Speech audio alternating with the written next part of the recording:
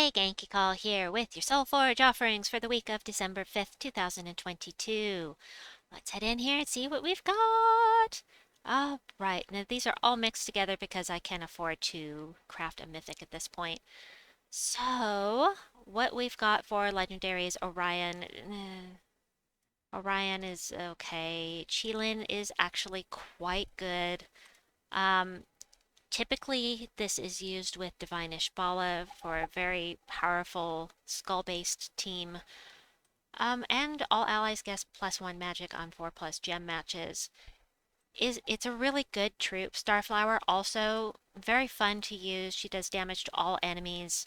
Um, the random chance to transform an enemy to a pixie. I really don't like troops that do the transform, but pixies have one spell they can do, and that is they can cast Fairy Fire on you, and that is it, and that is all. But she also has a 50% chance to Fairy Fire a random enemy at the start of the turn, and that makes your spells do an extra 50% spell damage. And High Priestess Chazka. I like her. I like her a lot for quick delves in general. Haven't had her or used her enough for world events to know how she'll do there, but she does do damage to all enemies boosted by yellow gems. She blesses all yellow allies. The thing that's really good about High Priestess Chazka is that she is the only troop in the game that I'm aware of that creates a light storm at the start of every single turn. That means you don't have to run with Stormcaller class to have a persistent light storm. Now you can use whatever class you want and still have that light storm. So that is her claim to fame. So of those legendaries, would I recommend crafting any of them? 800 diamonds is a lot. So generally speaking, I would not recommend using 800 diamonds when you are better off spending them on mythics. But it all depends on you, your goals in the game, whether or not you are power level blocked by something. And if you have a specific team in mind that you're dying to use, then you might want to craft one of these, but that's entirely personal preference. As far as the mythics go, Euryali does true damage to all enemies. I generally don't pay attention to the rest of this spell. She does poison all enemies on 4+ gem matches. And so she is typically used with Scorpius, who insta-kills anything that is poisoned. He kills the last two. He will hit the last two troops, and if they are poisoned, he'll insta-kill them both, unless they are immune to lethal damage, like Enraged Kurandar or Leonis Tower or Raid Boss Zul'Goth. It won't work on a Raid Boss Zul, but regular Zul, yes, it will. Um, Generally, she's used with him and for world events. So, as far as Mist of Scales mythics go, she's better than Mombasira for sure. Um, if your power level blocked there, but generally, Rel was saying that people generally don't want to go for Euryali unless they have Scorpius because they're kind of a matched pair, and I have to agree with that. Usually she's used for that and for world events, and usually not besides that. The Possessed King, I love the Possessed King because of his third trait. I hate his spell, I'll go over that in a minute, but this exploding 2 random gems on 4+ gem matches, you can get a cascade going, and it's so fun watching everything blow up. And every time you have something blow up, you have a chance for a match 4 so that you can loop. And there is something called the Skull Waterfall team by Artless X Arts, and it is so fun. I will link it in at the end of this video. But really, that's the only time I ever use him is for the Skull Waterfall team, and it is unbelievably fun. But is it worth spending 4,000 diamonds on? Probably not. Now, something else of note with the Possessed King is that he is from Darkstone, and that is a magic kingdom. So if you are power level blocked in Darkstone, you might want to craft this guy. It's personal preference once again, but getting those magic kingdoms, that extra +1 magic across the board, is awfully nice.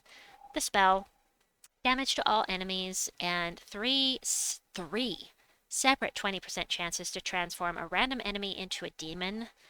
I hate that. I don't like that mechanic where they're transforming the enemy because a lot of the time it helps them. Sure, when we're affecting the AI, they're going to be a lower level than they started at, but they could transform into a mythic. They could transform into the possessed king and decimate your team. I just don't like his spell at all, but I do like this. So fun. All right, next up we have Aquaticus. I am missing Aquaticus. I do not have her yet. I can't say much about her.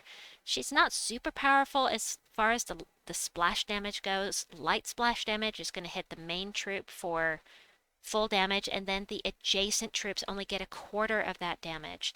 So, one quarter of 50, basically, for the adjacent troops. It is to 3 random enemies, but it's still not. Mistralis is a lot more powerful. Plus, she only explodes half of the blue gems on the board. Azura explodes all of the blue gems on the board. It should be all of the blue gems. Come on, this is a mythic. I do need her, but I don't need her for the power level, so I don't know that I'm going to craft her. I'll have to look and see, because I don't need many mythics at this point. I will think about it, but she does submerge all allies when matching 4+ gems, which makes her great against AoE teams. Anything that hits every troop is going to miss, pretty much. If it says scatter damage or if it says damage to all allies, then it's not going to hit them if they're submerged. So that is her claim to fame. Always here. Archdiva, I think this is the last one that's not always here. Yes, Archdiva. I have him and I don't really use him that often. Choose an ally, give them attack, life, and armor, and fill their mana completely. You can only cast once with this guy. And that doesn't seem great, but it's a lot of attack, life, and armor. Um, and that it can be fun. It can be fun to decimate them with that, but it's whether you want to take the time to do it. He does have that barrier and bless a random ally on 4+ gems, and that's what makes him still useful even though he can only cast once. White Helm, Mythic. That's it for what we've got for the troops. As far as weapons, I haven't looked in here. I'm not going to craft this. I don't need any weapons for here because I have all of the others for this kingdom. And I'm not going to be able to max this out. You have to have forge scrolls to match these things out. I don't have a bunch of, what is it, 50 forge scrolls, red forge scrolls for this thing, so I'm not going to bother crafting it at this point. Yeah, it's going to be a long time before we get back to Qatar. It could be a year before we come back here. So if you're dying to have this weapon, or you're just a completionist and you have the diamonds to spare, 900 diamonds to spare, that's personal preference once again. And I'm going to stop saying that because it's going to get boring. All right, next up, Withering Touch. Steal life from the first enemy, drain all mana from them, curses the first enemy. So you're stealing life. You're not just, but I mean, there's life and death exist. So different color though. It's blue, solid blue. It's solid blue. That's interesting. Hmm.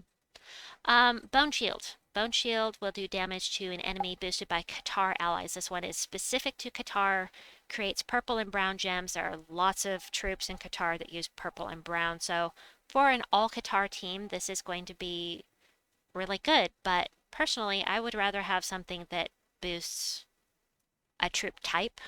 So if there is an option here like Dead Gauntlet, this is the one. This one boosts Undead, creates blue and purple gems for each undead ally. I had a lot of fun with this in an event not too long ago, so if I were to choose one, I would choose the one that does the troop type rather than the kingdom type, because how often do you build an all Qatar team? Still, I have to have all of the weapons because I never want to get weapon blocked again. Still, the doomed weapons are different because you have to max them to have them count, and it's 900 diamonds. However, the doomed tome, if you're a troll and you want to have this for blue attack day, then here's your chance to get it. And Basically the tomes are only used for Guild Wars defense, and they are very, very effective. They're too effective. They're such a pain, but here's your chance to get it if you want it. Next up, we've got one of the 75 diamond ones. This is remove all purple gems. You will not get any mana out of it, but it will boost, boost your spell and also deny purple to your enemy. And if they're from Qatar or if the battle's in Qatar, you'll do double damage. Scarab Blade, this is a must-have to me. I have to have all of the exploding weapons because I love them. This one uses blue and brown. That's an unusual combo for an explodey weapon. This explodes purple gems, random status effect to all undead allies, and summons an undead troop. I'm most concerned with the fact that it explodes things, the colors that it uses, and that it summons rather than the typing, because that's what I look at before I worry about the class of things. But gotta have it, in my opinion, for me. This is something I had to have. Next up, we've got the Tomb Lord's Crook, and I think that is it. This explodes purple gems. Oh, we have another explodey weapons. So the other one is for undead. This one is for Qatar. So same thing, but different colors. This is green and blue. Now we have a lot of green and blue. We've got Jar of Eyes. We've got, what is it? Oh, my brain! My brain! We've got some really good explodey weapons that use green and blue, but this explodes purple gems and the other ones don't. Jar of Eyes explodes green gems, I think, and summons an ice storm. This one looks like this one creates a bone storm. So, yeah, it's another explodey weapon. I have to have them all. Of course, I got it when the event was around and it first came out. So anyway, also this weekend we have a new explodey weapon coming out, I believe, for Raid Boss. I can't remember what it is, but this weekend there will be another explodey weapon in here. I do recommend getting it from the Raid Boss event rather than in the Soulforge because gems versus diamonds, gems are a lot easier to get than diamonds. So anyway, that is it for this week. I hope that you've enjoyed this video. Please like and subscribe, and we'll see you folks soon. Bye!